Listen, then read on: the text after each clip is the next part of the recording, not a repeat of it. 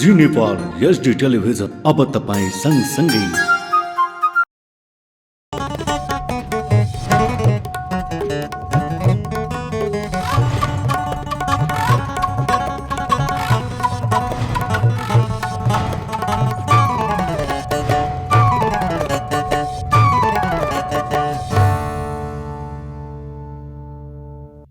नमस्कार, जी नेपाल न्यूजमा यहाँलाई स्वागत छ। म करुणा लामिछाने।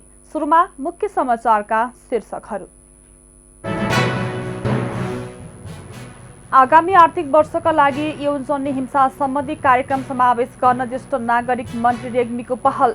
नागरिकको समस्या सुन्नका लागि सम्पर्क कार्यालय स्थापना हुने विश्वास व्यक्त।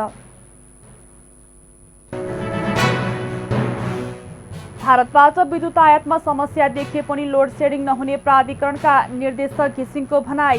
केही दिनभित्रै समस्या समाधान हुने जानकारी।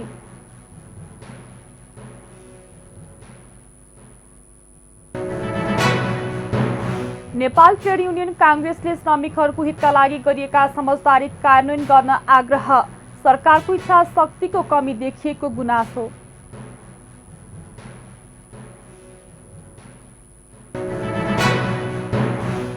रुसी आक्रमणको 1 महिना पूरा, युद्ध विरुद्ध विश्वव्यापी र्याली निकाल्न युक्रेनी राष्ट्रपतिको अपिल।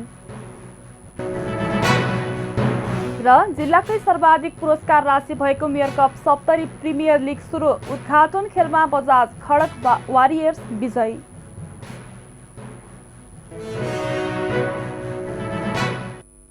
अब समाचार विस्तारमा। महिला बाल बालिका तथा ज्येष्ठ नागरिक मन्त्री उमा रेग्मीले आगामी आर्थिक वर्षका लागि नीति तथा कार्यक्रममा यौनजन्य हिंसा सम्बन्धी कार्यक्रम समावेश गर्न सबैले पहल गर्नुपर्ने बताउनु भएको छ। महिला कानून र विकास मञ्चले बिहिबार काठमाडौँमा आयोजना गरेको कार्यक्रममा मन्त्री रेग्मीले आगामी आर्थिक वर्षका लागि नीति तथा कार्यक्रम र बजेटका विषयमा छलफल सुरु भइसकेको भन्दै यौनजन्य हिंसा सम्बन्धी कार्यक्रम समावेश गर्न सबैले पहल गर्नुपर्ने बताउनु भएको हो। जनसङ्ख्याको 75% प्रतिनिधित्व गर्ने मन्त्रालयमा बजेट धेरै न्यून रहेको उल्लेख गर्नुहुँदै उहाँले चालु आर्थिक वर्षमा मात्र रु 1 अर्ब भन्दा बढी पुर्याउन सफल भएको जानकारी दिनुभयो। उहाँले यसपटक पनि जिल्लामा महिला बालबालिका ज्येष्ठ नागरिक र अपाङ्गता भएकाका समस्या सुन्नका लागि सम्पर्क कार्यालय स्थापना हुने विश्वास व्यक्त गर्नुभयो। महिला राष्ट्रपति भएकाले महिला दिवसको कार्यक्रमको प्रमुख अतिथिको निमन्त्रणा दिन समय माग गर्दा पनि महिला मन्त्रीले पाउन नसकिएको गुनासो गर्नुभयो। तर एउटा दुईटा चीज मात्रै गरौँ भन्ने हेतुले म यो मन्त्रालयमा आएको। मलाई प्रधानमन्त्रीले यो मन्त्रालयमा पठाउन लाग्नु भएको थियो। म जिन्दगीभर सडकमा लडेँ अनि यही महिला इस्युमा अहिले चाहिँ के अरे चाहिँ म चाहिँ बजेट थोरै छ भने अर्को मन्त्रालयमा भाग्न मन लाग्यो। मलाई त्यो मेरो उद्देश्य पनि त्यो थिएन र म यही मन्त्रालयमा जान्छु भने अचम्मको मान्छे रहेछ महिला मन्त्रालय रोजी भनेर भन्ने कुरा पनि गर्नु प्रधानमन्त्रीले। त्यसमा हुँदाखेरि केही दुईटा कुरा भने गर्न सकिन्छ कि भनेर आएको। बाधा व्यवधान धेरै छ, मैले चाहन्छु नहोला। यहाँहरूले आज नीतिमा यौनजन्य हिंसा सम्बन्धी नीतिगत छलफलमा के अरे चाहिँ बोलाउनु भयो। मैले लिलीजीहरू सबैलाई बोलाएर मन्त्रालयमा छलफल पनि गरेको छु। ल मलाई 1 2 3टा सुझाव दिनु पर्यो के राख्नु। कार्यक्रममा मञ्चका कार्यकारी निर्देशक सबिन श्रेष्ठले महिलाका विषयमा भएका कानुनी व्यवस्था एवं सर्वोच्च अदालतले गरेका आदेश कार्यान्वयन नहुँदा समस्या आएको बताउनुभयो।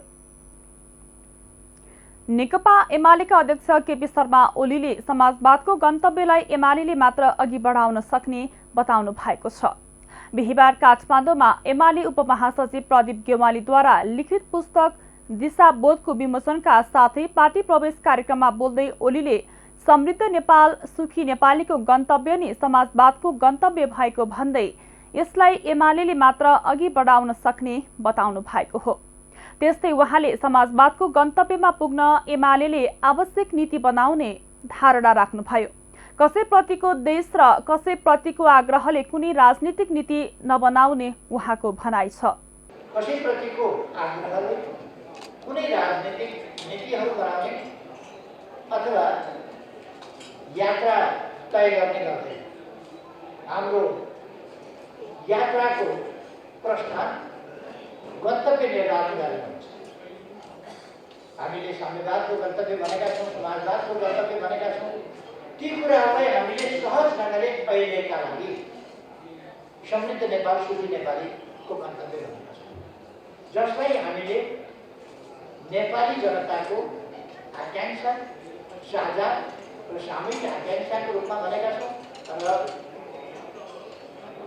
यसलाई राष्ट्रिय आकाङ्क्षा भनेका छौँ र यसलाई हाम्रो पार्टीले आफ्नो गन्तव्यको रूपमा लिएको छ। यस गन्तव्यमा कसरी पुग्ने, यसका वैचारिक काम, त्यस गन्तव्यलाई निर्दिष्ट गरिसकेपछि, त्यसको पहिचान गरिसकेपछि त्यहाँ पुग्नका लागि हामी कस्ता नीतिहरूका छन्। कार्यक्रममा ओलीले नेकपा माओवादी केन्द्रका प्रवक्ता कृष्णबहादुर महराका स्वकीय सचिव प्रमोद शर्मा लगायतलाई एमाले प्रवेश गराउनु भएको थियो। नेपाल विद्युत प्राधिकरणका कार्यकारी निर्देशक कुलमान घिसिङले भारतबाट विद्युत आयातमा समस्या देखिए पनि लोड सेडिङ नहुने स्पष्ट पार्नु भएको छ। बिहिबार काठमाडौँमा पत्रकार सम्मेलन गर्दै घिसिङले भारतमा विद्युतको मूल्य उच्च भएकाले खरिद नगर्दा केही समस्या देखिए पनि लोड सेडिङ नहुने स्पष्ट पार्नु भएको हो। उहाँले केही दिनभित्रै समस्या समाधान हुने बताउनुभयो। घिसिङले सुक्खा मौसममा देखिएको सङ्कट टार्न भारतसँग बिजुली किन्न खोज्दा अत्यधिक महँगो परेको बताउनुभयो। भारतबाट महँगोमा बिजुली किन्दा 35 दिनमै करिब 8 अर्ब रुपैयाँ बराबर घाटा हुने उहाँले जानकारी दिनुभयो। हालको समस्या छोटो अवधिको रहेको भन्दै उहाँले महँगोमै बिजुली किनेर भए पनि सबै उद्योगमा पर्याप्त बिजुली आपूर्ति गरिने बताउनुभयो। रुस र युक्रेन युद्धको असर भारतीय ऊर्जा बजारमा पर्दा विद्युतको मूल्य वृद्धि हुन पुगेको उहाँले बताउनुभयो। त्यस्तै उहाँले जेठपछि नेपालमै बिजुली उत्पादन बढ्ने र त्यसपछि समस्या नहुने दावी गर्नुभयो। लोड सेडिङ हुँदैन, लोड सेडिङ हुन हामी दिँदैनौँ, तर यो इन्डस्ट्रीलाई यही प्राइस चाहिँ रहिरह्यो, अझ योभन्दा 20 रुपियाँ 30 रुपियाँ भइरह्यो भने हामीले 35 दिनको क्यालकुलेसन गरेका थियौँ। यदि हामीले 1500 रुपियाँ 20 रुपियाँ नै तिर्नु पर्यो 35 दिनलाई भने कति प्राधिकरणलाई इफेक्ट पर्छ त भनेर क्यालकुलेसन गर्दाखेरि करिब करिब 8 अरब एडिसनल हामीले कस्ट पे गर्नुपर्ने रहेछ। 8 अरब र एक दिनमा आज मैले विद्युत प्राधिकरणले हामीले चाहिँ जुन प्राइस कोड गरेको छ त्यसमा चाहिँ करिब 20-22 करोड चाहिँ एक दिनमा हामीलाई एडिसनल कस्ट पे गर्नुपर्छ। अब त्यति गरेर पनि हाम्रो इन्डस्ट्रियल ग्रोथ चाहिँ इन्डस्ट्रीलाई इफेक्ट नपरोस् भनेर हामीले सपोर्ट, किनभने हामीले 2 रुपियाँमा पनि किनेका छौँ, 2 रुपियाँ 50 पैसामा पनि किनेका छौँ। अस्ति हामीले राति 1 रुपियाँ 90 पैसामा पनि किने हो र एभरेज प्राइस हाम्रो 3 रुपियाँ पनि परेकै हो। उहाँले अहिलेको बेस लोड करिब 1150 मेगावाट रहेको भन्दै विभिन्न आयोजना मार्फत विद्युत आपूर्ति सहज हुने विश्वास व्यक्त गर्नुभयो। आज विश्व क्षयरोग विरुद्धको दिवस, क्षयरोग अन्त्यका लागि लगानी बढाऊ जीवन बचाऊ भन्ने नाराका साथ विभिन्न कार्यक्रम गरी मनाइँदैछ। गरिबको रोग भनेर पनि चिनिने क्षयरोगको प्रकोपमा खास गरी पोषण र चेतनाको कमी भएकै समुदाय पर्ने गरेका छन्।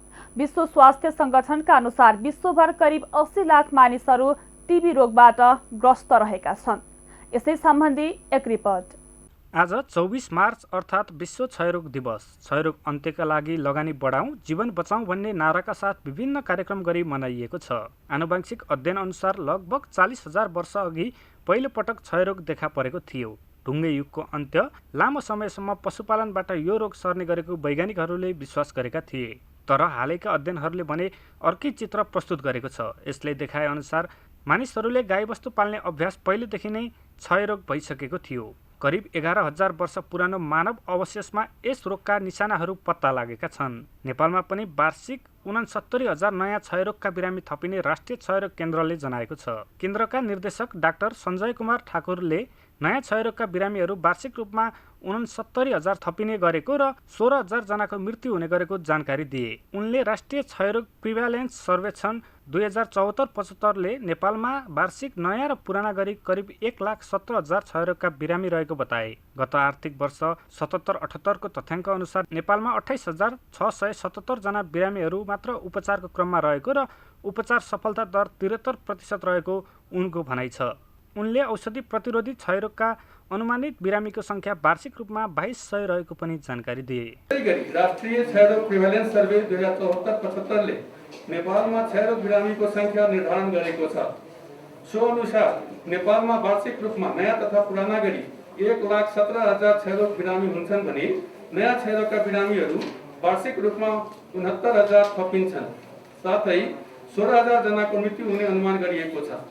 गत आर्थिक अब 77-78 को तथ्याङ्क हेर्दा नेपालमा 28,677 जना क्षयरोगका बिरामीहरू उपचारमा दर्ता भएका छन् भने क्षयरोगको उपचार सफलता दर 91% रहेको छ, जसमध्ये 67% पुरुष, 33% महिला बिरामी र करिब 7% बालबालिकाहरू रहेका छन्।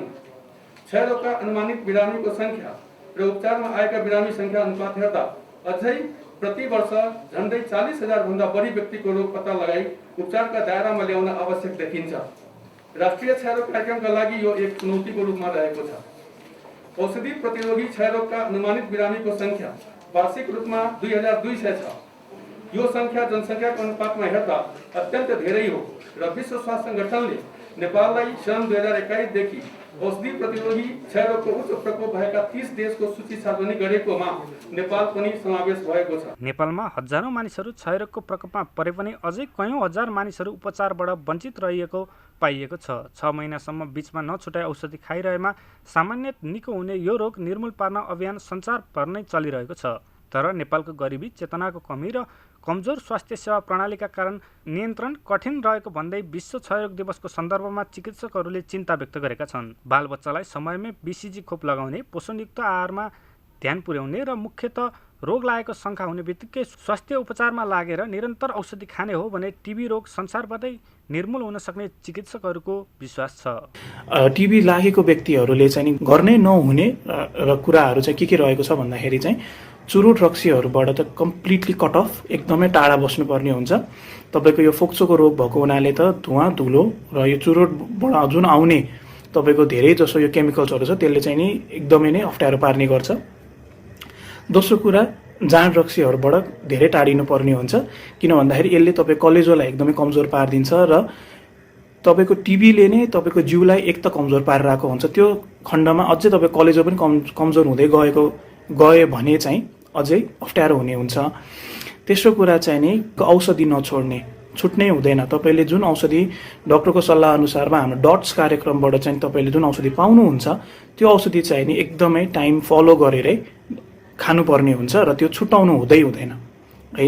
र टिबी लागेको व्यक्तिले चाहिँ सकभर आफू र आफ्नो परिवारहरूबाट अलि टाढिएर बस्ने, सुरुको त्यो डायग्नोसिस हुने क्रमसम्म र एउटा पर्टिकुलर पोइन्टसम्ममा चाहिँ जबसम्म निर्देशन दिइँदैन तबसम्म चाहिँ अलि डिस्टेन्स मेन्टेन गरेर बसेको राम्रो हुन्छ। शरीरमा पोषणको कमी, कुपोषण, सन्तुलित आहार, गलत खानपान लगायतका कारण शरीरको रोग प्रतिरोधात्मक क्षमता कम हुने गर्दछ। शरीरमा रोग प्रतिरोधात्मक क्षमता कम भएमा क्षयरोगका ब्याक्टेरियाले शरीरमा सजिलै सङ्क्रमण गर्ने गर्दछ। बदलिदो जीवनशैली तथा गलत खानपानका कारण पनि अहिले नेपाली समाजमा क्षयरोग ठूलो चुनौतीको रूपमा देखा परेको छ। त्यसैले यसलाई नियन्त्रण गर्नका लागि समयमै रोगको पहिचान गर्न आवश्यक छ। विक्रम दाहाल, काठमाडौँ। नेकपा एमाले स्थानीय तह निर्वाचनका लागि पार्टीको केन्द्रीय घोषणापत्र मस्यौदा गर्न कार्यदल गठन गरेको छ। बिहिबार काठमाडौँमा सम्पन्न एमाले केन्द्रीय कमिटी बैठकले वरिष्ठ उपाध्यक्ष तथा नीति अनुसन्धान प्रतिष्ठानका प्रमुख ईश्वर पोखरेलको संयोजकत्वमा 7 सदस्यीय कार्यदल गठन गरेको हो। कार्यदलले चैत्र मसान्तभित्र घोषणापत्रको मस्यौदा केन्द्रीय सचिवालय समस्या बुझाइनेछ।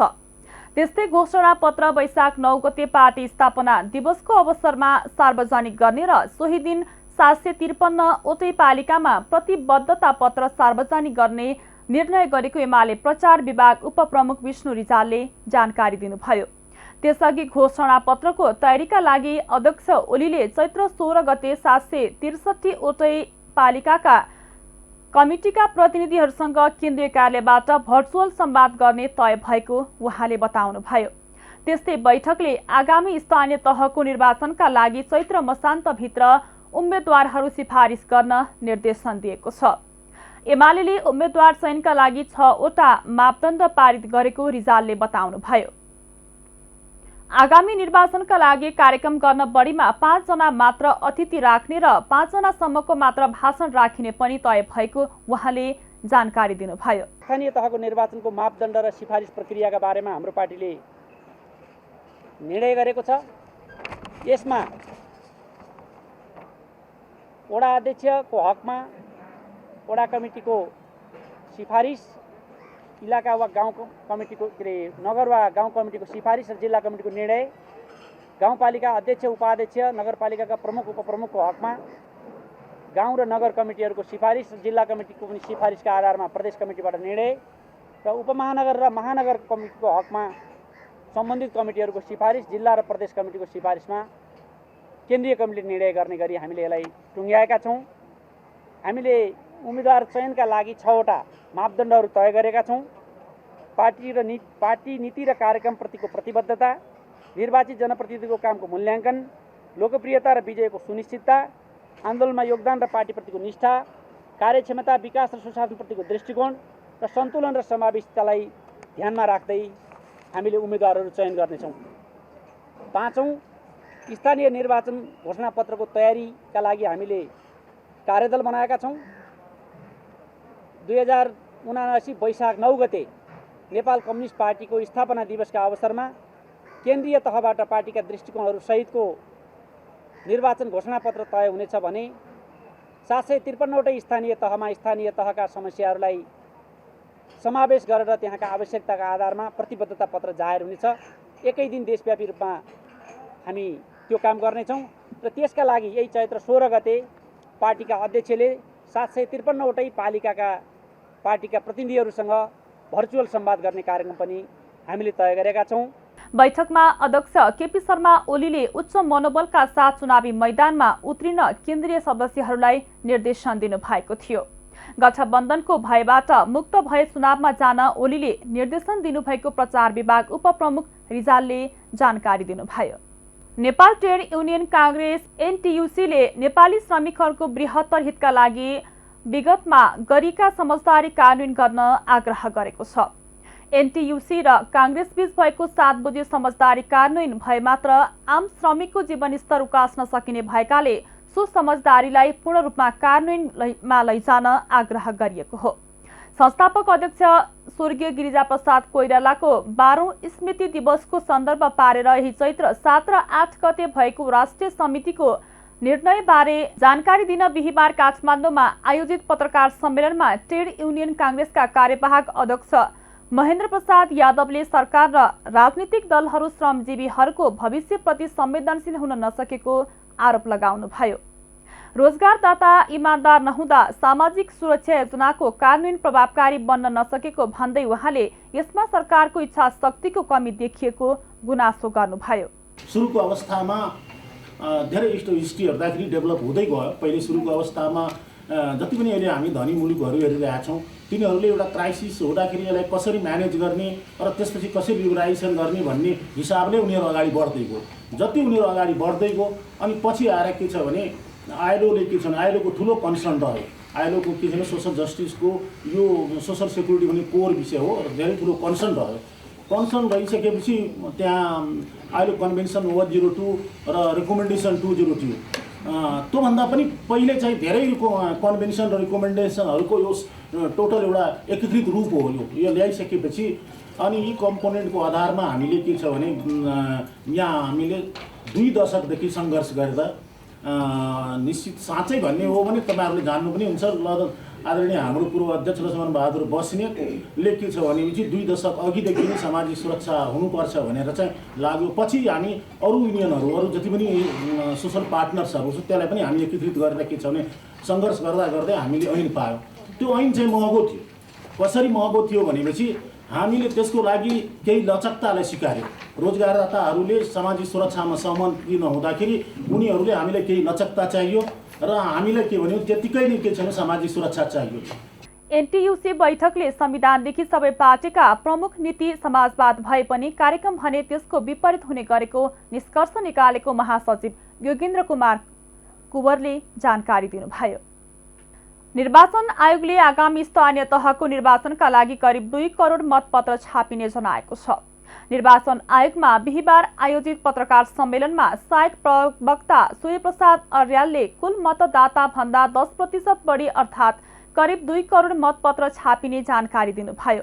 त्यस्तै आयोगले मतदाता नामावली, मतदाता परिचय पत्र, निर्वाचनसँग सम्बन्धित निर्देशिका लगायतका सामग्री छपाईका लागि विभिन्न 6 वटा प्याकेजको बोलपत्र स्वीकृत गरी आपूर्तिकर्तासँग सम्झौता गर्ने पत्राचार गरिएको जनाएको छ। त्यस्तै सहप्रवक्ता अर्यालले निर्वाचन आचार संहितामा उम्मेद्वारले राजीनामा दिनुपर्ने बुँदामा अदालतको आदेश भएका बाहेक अन्य आचार संहिता लागू हुने जानकारी दिनुभयो। त्यस्तै उहाँले निर्वाचन आचार संहिता कानुनका सम्बन्धमा सरकारवालासँगको अन्तर्क्रियात्मक कार्यक्रम सुरु भएको बताउनुभयो। मुख्य कुरा चाहिँ अब यो जनशिक्षा सामग्री केन्द्रसँग हामीले कुराकानी बढाएका छौँ मतपत्र छपाईको लागि। मतपत्र छपाई गर्नको लागि करिब 2 करोड मतपत्र छाप्नुपर्ने हुन्छ, किनकि हाम्रो अन्तिम मतदाता नालीमा कायम हुने मतदाता सङ्ख्या करिब 1 करोड 77 लाख हाराहारीमा होला। त्यो चाहिँ आगामी 13 गते आयोगले अन्तिम मतदाता नाली प्रकाशन गरेपछि यकिन हुन्छ र त्यसको करिब 10-15% हामीले थप मतदाता यो मतपत्र चाहिँ छाप्नु पर्दछ। भनेको मतलब विभिन्न कारणहरू जोखिमलाई चाहिँ मध्यनजर गरेर केही बढी मतपत्र छाप्नु पर्दा करिब 2 करोडको सङ्ख्यामा मतपत्रहरू छापिन्छन्। खर्चको कुरामा त यो दुईटा अब आयोगले छाप्न दिने र जनशिक्षा सामग्री अथवा यदि जनशिक्षा सामग्रीसँग भएन भने अर्को छापा संस्थासँग पनि सम्झौता गर्नुपर्ने हुनसक्छ। दुईटाको चाहिँ बलबाट अथवा दुईटाको चाहिँ दर रेटबाट चाहिँ त्यो निर्धारण हुन्छ। त्यसको यकिन टोटल खर्च चाहिँ अहिले भन्न सकिने स्थिति छैन। आयोगले राष्ट्रिय मान्यता प्राप्त दल बाहेकका 73 राजनीतिक दलहरूलाई जिल्ला स्तरको संगठन संरचनाको विवरण पेश गर्न भनिएकोमा प्राप्त विवरण रुजु तथा विधान गर्ने काम भइरहेको जनाएको छ। फ्लोरिकल्चर एसोसिएसन नेपालको आयोजनामा बिहिबारबाट ललितपुरमा 23औं पुष्प मेला सुरु भएको छ। एसोसिएसनका महासचिव विश्वमणि पोखरेलले स्वच्छ वातावरण तथा आर्थिक समृद्धिका लागि पुष्प व्यवसाय भन्ने नाराका साथ मेलाको आयोजना गरिएको जानकारी दिनुभयो। पुष्प मेलामा अफिसियल स्टल 4 वटा, प्रतियोगितात्मक प्रदर्शनी स्टल 2 वटा र व्यावसायिक स्टलका लागि 56 वटा सहित जम्मा 62 वटा स्टल रहेका छन्।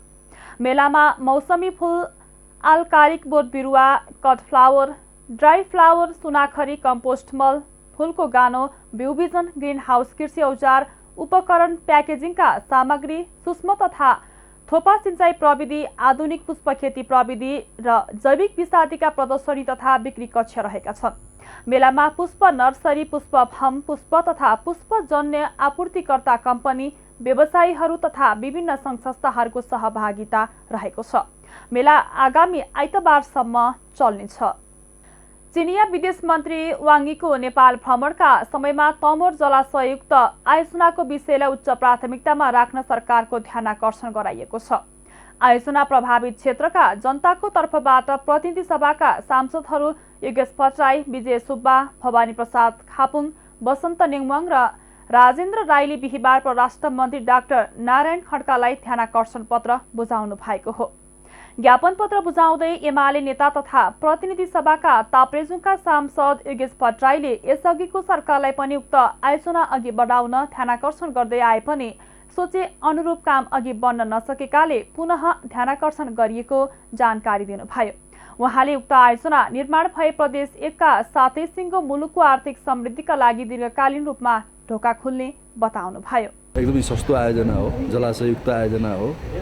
त्यहाँ चाहिँ विद्युत मात्रै उत्पादन हुने होइन कि जल यातायात पनि झन्डै 38 किलोमिटरको वर्गमा चाहिँ क्षेत्रफलमा चाहिँ यसको जलाशय तालहरू बन्छ। त्यसले गर्दा यो जल यातायातमा पनि धेरै नै प्रभावकारी हुन्छ। र अर्को त्यो पर्यटन प्रवर्धनको हिसाबले पनि त्यो क्षेत्रमा यसले चाहिँ एउटा योगदान दिन्छ र प्रदेश नम्बर 1 को निम्ति यो धेरै महत्त्वपूर्ण छ र मुलुककै लागि पनि धेरै महत्त्वपूर्ण छ। र सस्तोमा यो आयोजना बन्दैछ र त्यहाँसम्मको पहुँच मार्ग पनि तमर करिडोर बनिसकेको छ।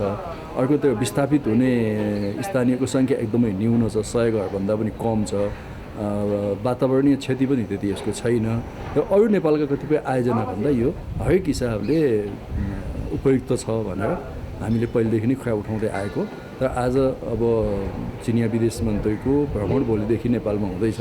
त्यो सिलसिलामा फेरि यो विषय अलिकति प्राथमिकताका साथ नेपालको सरकारको तर्फबाट अगाडि बढाइयोस् भनेर परराष्ट्र मन्त्रीज्यूलाई हामीले ताप्लेजुङको प्रतिनिधि सभाको सदस्य, पाँचथरको प्रतिनिधि सभा सदस्य, धनकुटा र तेह्रथुमको पनि प्रतिनिधि सभाका सदस्य हामी मिलेर उहाँलाई ज्ञापन पत्र बुझाएका छौँ। प्रदेश 1 को ताप्लेजुङ, पाँचथर, तेह्रथुम र धनकुटा हुँदै बहने तमोर नदीमा 205 मिटर अग्लो बाँध बाँधेर 663 मेगावाट विद्युत उत्पादन गर्न चीनका राष्ट्रपति सी जिनपिङको नोभेम्बर 2019मा भएको नेपाल भ्रमणका क्रममा लगानी बोर्ड र पावर चाइना कर्पोरेसनबीच सम्झौता भएको थियो।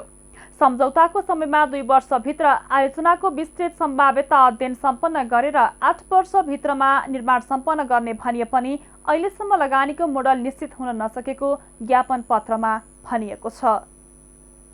काठमाडौँमा प्रथम राष्ट्रिय अर्थशास्त्री सम्मेलन हुने भएको छ। राष्ट्रिय आर्थिक सरोकार समाज नेपालले शुक्रबार राष्ट्रिय सभागृहमा सम्मेलन आयोजना गर्न लागेको हो। 12 चैत्रसम्म सञ्चालन हुने सम्मेलनमा अर्थतन्त्रको अवस्था र यसका प्राथमिक मुद्दाबारे प्रमुख राजनीतिक दललाई सुझाव दिने उद्देश्य रहेको संस्थाका अध्यक्ष गंगा बहादुर थापाले जानकारी दिनुभयो। सम्मेलनमा न्यून आर्थिक वृद्धि, गरिबी, असमानता, बेरोजगारी, निर्वाहमुखी कृषि, न्यू पुँजीगत खर्च, उच्च मुद्रास्फीति, उच्च व्यापार घाटा, कमजोर पूर्वाधार तथा औद्योगिक आधार, विप्रेषणमुखी अर्थतन्त्र र आयातमुखी राजस्व जस्ता आर्थिक मुद्दाहरूमा बहस हुनेछ। कार्यक्रममा अर्थ मन्त्री, पूर्व प्रधानमन्त्री, योजना आयोग, नेपाल राष्ट्र बैंक, उद्योग वाणिज्य महासंघ तथा प्रमुख राजनैतिक दलका प्रतिनिधिहरू तथा विश्वविद्यालयका पदाधिकारीहरूलाई अतिथिको रूपमा बोलाइएको छ। सम्मेलनमा अहिलेको अर्थतन्त्रका 9वटा मुद्दाहरूको विषयमा कार्यपत्र प्रस्तुत हुने आयोजकको भनाइ छ। देशभरिका होमस्टे सञ्चालक गाबर भ्यालीमा भेला हुने भएका छन्। चैत्र 12 र 13 गते गाबर भ्यालीमा होमस्टे एसोसिएसन नेपालको तेस्रो राष्ट्रिय सम्मेलन हुन गइरहेको छ। सम्मेलनमा सहभागी हुन देशैभरिका होमस्टे सञ्चालन गाबर भ्यालीमा आउन लागेका हुन्। करिब 600 जना होमस्टे सञ्चालकहरू सम्मेलनमा भाग लिन गाबर भ्यालीमा आउन लागेको होमस्टे एसोसिएसन नेपालका महासचिव प्रेमशंकर मदरनिया थारूले जानकारी दिनुभयो। यो क्षेत्रमा यति धेरै संख्यामा देशभरिका होमस्टे सञ्चालक आउन लागेको पहिलो पटक नै हो उहाँले भन्नुभयो। यसले गाबर भ्याली लगायतका पर्यटकीय स्थललाई चिनाउन मद्दत पुर्याउनेछ।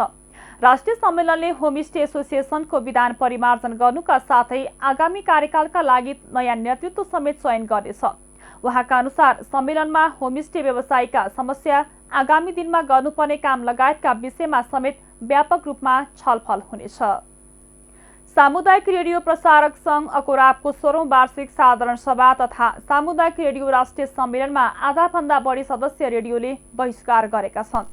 अकोराब अध्यक्ष अर्जुन गिरीले मंगलबार नेपालगञ्जमा आयोजित पत्रकार सम्मेलनमा 77 जिल्लाका कुल 361 सदस्य रेडियो मध्ये अधिकांश प्रतिनिधि सहभागी हुने दावी गरे पनि बुधबारदेखि नेपालगञ्जमा सुरु भएको 2 दिने कार्यक्रममा साँझ 6 बजेसम्म देशभरिबाट 158 रेडियोकर्मी मात्र सहभागी भएका हुन्।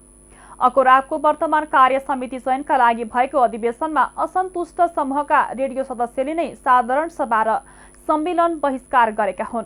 सुरुमा प्रधानमन्त्री शेरबहादुर देउवाले उद्घाटन गर्ने भनेको कार्यक्रममा सञ्चार तथा सूचना प्रविधि मन्त्री ज्ञानेन्द्र बहादुर कार्की पनि सहभागी नभएपछि कानून, न्याय तथा संसदीय मामिला मन्त्री दिलेन्द्र प्रसाद बडुले उद्घाटन गर्नु भएको थियो। मन्त्री बडुले रेडियोको नवीकरण शुल्क छुट, रोयल्टीमा 50% छुट, विद्युत महसुलमा छुट लगायतका काम सरकारले गरेको बताउनु भएको छ। बाँकेको नेपालगञ्ज उपमहानगरपालिका 20 राजहामा एक युवकको हत्या गरी फालिएको अवस्थामा शव फेला परेको छ। नेपालगञ्ज विमानस्थल परिसरको पूर्वी कम्पाउन्ड बाहिर एक युवकको शव बिहिबार बिहान फेला परेको हो। सुर्खेतका बालकृष्ण ओलीको शव प्लास्टिकले बेरेको अवस्थामा फेला परेको इलाका प्रहरी कार्यालय कोहलपुरका प्रमुख प्रहरी नायब उपरीक्षक डीएसपी रविन्द्र खनालले जानकारी दिनुभयो। चोरीका संलग्न हुँदै गएका मृतक ओलीलाई कसैको घरमा चोरी गर्न जाँदा कुटपिटबाट हत्या भएको हुन सक्ने प्रहरीले अनुमान गरेको छ। यसबारे थप अनुसन्धान अगाडि बढाएको जिल्ला प्रहरी कार्यालय बाँकेले जनाएको छ। नेपालमा थप 35 जनामा कोरोना संक्रमण पुष्टि भएको छ। देशभर गरेको 3881 पीसीआर परीक्षणका क्रममा 32 जना र 1387 एन्टिजेन परीक्षणका क्रममा 3 जनामा कोरोना संक्रमण पुष्टि भएको छ। कोरोनाका कारण बिहिबार कसैको पनि मृत्यु नभएको स्वास्थ्य मन्त्रालयले जनाएको छ। त्यस्तै 266 जना निको हुँदा हालसम्म नेपालमा 9,64,127 जना निको भएका छन्। देशभर 2219 सक्रिय संक्रमित आइसोलेसन र 106 जना क्वारेन्टाइनमा रहेको मन्त्रालयले जनाएको छ। अब अन्तर्राष्ट्रिय समाचार। रुसले युक्रेनमाथि हमला सुरु गरेको आज 1 महिना भएको छ।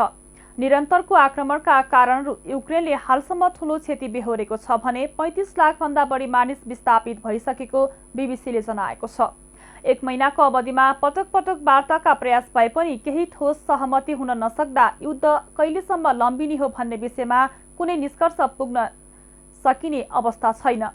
युद्धको सुरु भएको 1 महिना अर्थात् आज बिहिबार युक्रेनी राष्ट्रपति भ्लोदिमिर जेलेन्स्कीले युद्धको विरोधमा विश्वव्यापी र्याली निकाल्न अपिल गरेका छन्। जेलेन्स्कीले बिहिबार एक भिडियो सन्देश जारी गर्दै यस्तो अपिल गरेका हुन्। रुसले सुरु गरेको युद्ध युक्रेन विरुद्धको युद्ध मात्र नभई समग्र विश्वको स्वतन्त्रता विरुद्धको युद्ध भएको कारण विश्वव्यापी रूपमा यसको विरोध हुनुपर्ने जेलेन्स्कीको भनाइ छ। रुसको यो युद्ध युक्रेन विरुद्धको मात्र होइन, यसको निकै ठूलो अर्थ छ। रुसले स्वतन्त्रता विरुद्धको युद्ध सुरु गरेको थियो। यो रुसको लागि केवल सुरुवात हो। रुस समग्र युरोप तथा समग्र विश्वको स्वतन्त्रतालाई पराजित गर्ने प्रयासमा छ, उनले भने। अब खेल समाचार।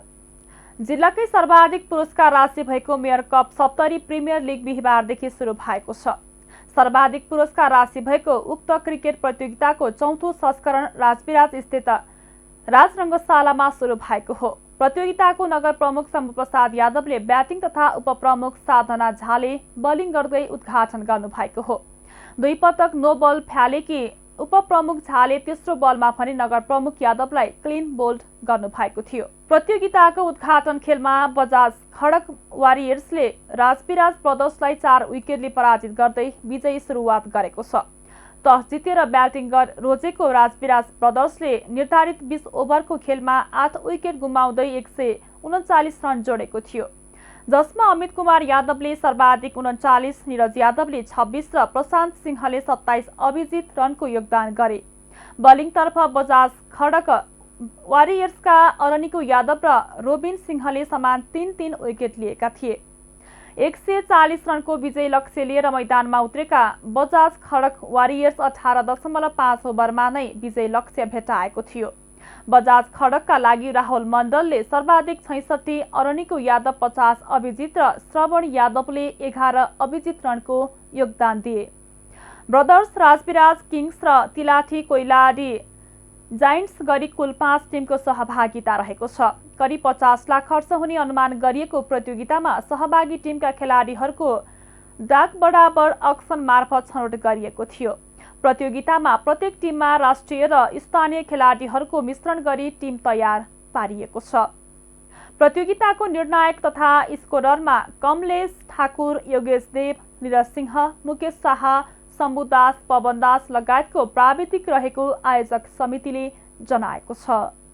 खेल समाचारसँगै हामी जी नेपाल न्युजको अन्त्यमा आइसकेका छौँ। जाँदा जाँदै मुख्य मुख्य खबरका शीर्षकहरू पुनः एकपटक।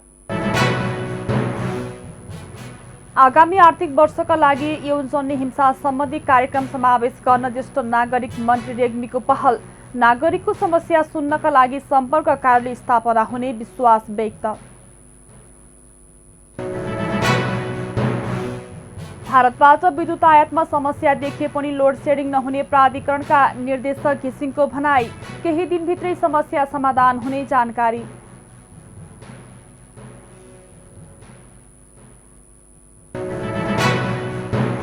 नेपाल ट्रेड युनियन काङ्ग्रेसले श्रमिकहरूको हितका लागि गरिएका समझदारी कार्यान्वयन गर्न आग्रह। सरकारको इच्छा शक्तिको कमी देखिएको गुनासो।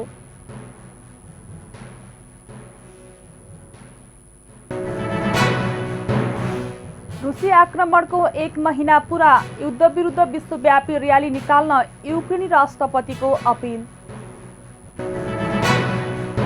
र जिल्लाकै सर्वाधिक पुरस्कार राशि भएको मेयर कप 70 प्रिमियर लिग सुरु। उद्घाटन खेलमा बजाज खडक वारियर्स विजयी।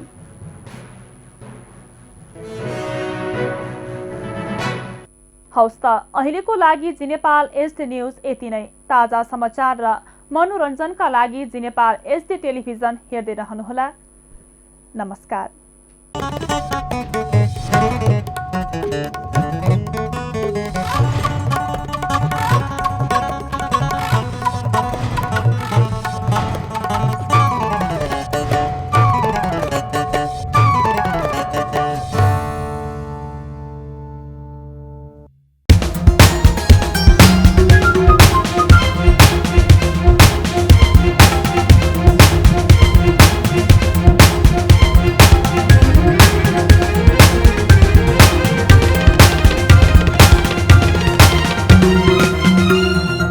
जी नेपाल एचडी टेलिभिजन अब तपाईँ सँगसँगै